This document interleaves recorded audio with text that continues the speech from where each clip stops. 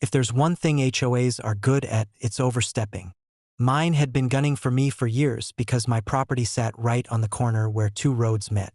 My house predated their little organization, but that didn't stop them from treating me like their personal enemy. The real blow-up happened after I paved my driveway extension. I wanted easier access for deliveries and my trailer, so I widened the concrete a few feet. Nothing major, but to the HOA, it was the crime of the century. One morning, I got a certified letter taped to my door.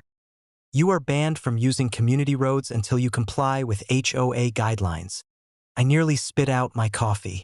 Roads? The very same public county roads I'd been driving on for decades? They didn't own them, never maintained them, and certainly couldn't tell me I couldn't use them. But that didn't stop them from trying. The next day, they doubled down.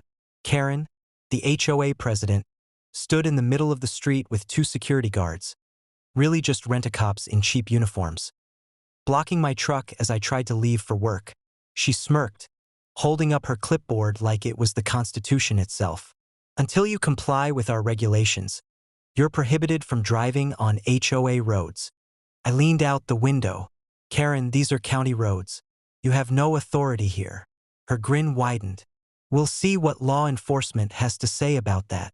And sure enough, she called the cops.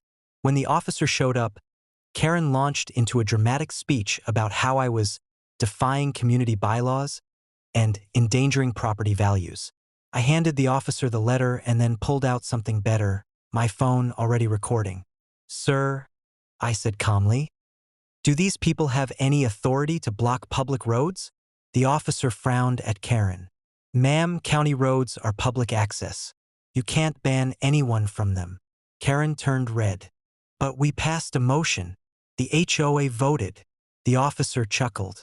That's not how law works. He told her to move immediately or face charges for obstructing traffic.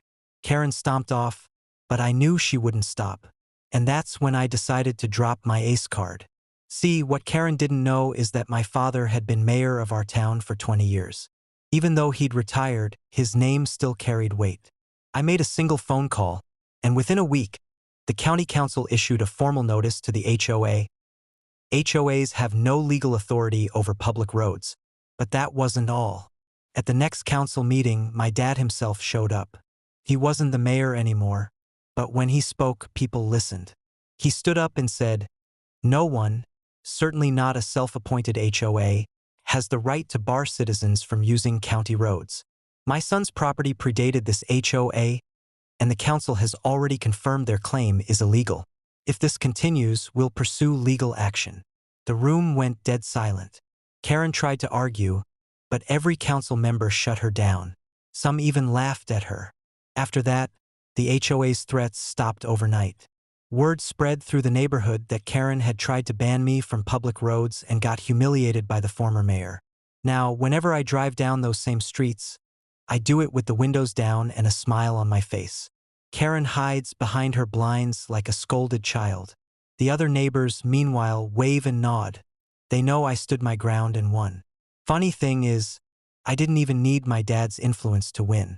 The law was always on my side. But letting Karen get smacked down publicly by the very council she thought she controlled, that was the sweetest victory of all. Last year, I had to spend 6 months overseas for work. Before leaving, I made sure everything was secured, fences repaired, and cattle tended to. I had a ranch hand checking in weekly.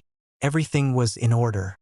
But when I returned, I didn't recognize my own land.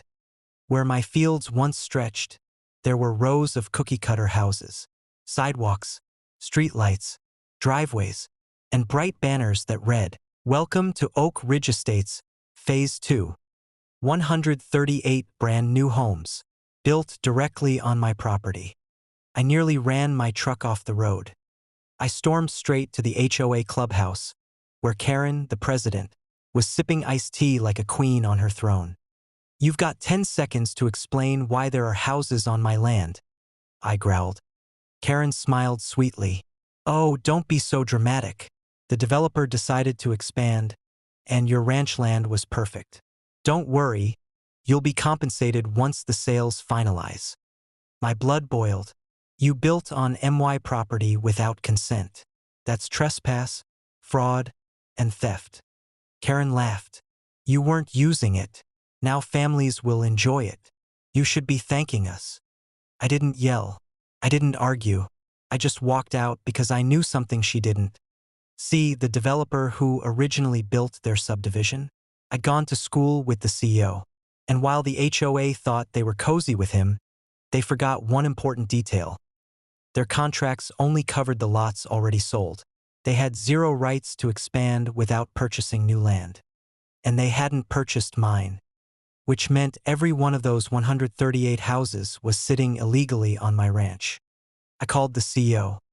Hey, you might want to check your records, I told him, because your company just built phase 2 on land I still own. There was silence on the other end of the line, followed by a panicked, "What?" I sent him the deed, the surveys, and the aerial photos. Within hours, his legal team descended on the HOA like a pack of wolves. Turns out, the HOA board had forged documents claiming they had development rights. The contractor never verified ownership, they just built. That single mistake triggered one of the biggest lawsuits in county history. The HOA was sued for fraud. The developer sued them for damages. Homebuyers sued them for selling illegal lots. And me? I sued for land theft. In the end, the HOA was completely bankrupted. Karen and her board were personally liable for millions.